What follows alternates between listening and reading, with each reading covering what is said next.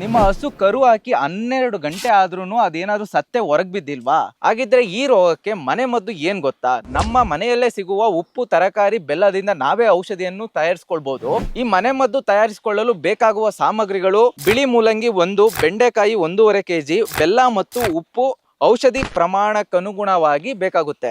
ಹಾಗಾದ್ರೆ ಈ ಔಷಧಿಯನ್ನು ತಯಾರಿಸಿದ್ದು ಹೇಗೆ ಅಂತ ನೋಡೋದಾದ್ರೆ, ಬೆಂಡೆಕಾಯಿಯನ್ನು 2 ಭಾಗವನ್ನಾಗಿ ಕತ್ತರಿಸಿಕೊಳ್ಳಬೇಕು. ಕರುವಿಗೆ ಜನ್ಮ ನೀಡಿದ 2 ಗಂಟೆಯ ಒಳಗೆ ಉಪ್ಪಿನೊಂದಿಗೆ 1 ಮೂಲಂಗಿಯನ್ನು ತಿನ್ನಿಸಿ. ಹಸು ಕರುವಿಗೆ ಜನ್ಮ ನೀಡಿದ 8 ಗಂಟೆಯ ನಂತರವೂ ಸತ್ತೆ ಹೊರಗೆ ಬಾರದಿದ್ದರೆ 1 kg ಬೆಂಡೆಕಾಯಿಯನ್ನು ಬೆಲ್ಲ ಅಥವಾ ಉಪ್ಪಿನೊಂದಿಗೆ ಹಸುವಿಗೆ ತಿನ್ನಿಸಿ.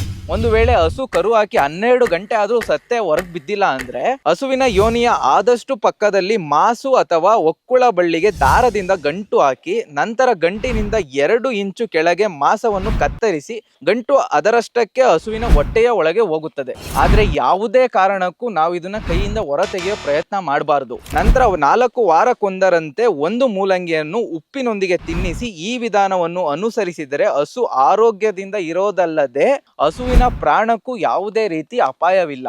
ಈ ಮಾಹಿತಿಯನ್ನು ಅಧಿಕೃತವಾಗಿ NDDB ಅವರು ಹಂಚಿಕೊಂಡಿದ್ದಾರೆ. ಇದು ಹಸು ಮತ್ತೆ ಎಮ್ಮೆ ಎರಡಕ್ಕೂ ಅಪ್ಲೈ ಆಗುತ್ತೆ. ಇದೇ ರೀತಿ ಎಕ್ಸ್ಕ್ಲೂಸಿವ್ ಮಾಹಿತಿಗಾಗಿ ನಮ್ಮ ಕನ್ನಡ ಫಾರ್ಮರ್ ಚಾನೆಲ್ ಅನ್ನು ಫಾಲೋ ಮಾಡಿ.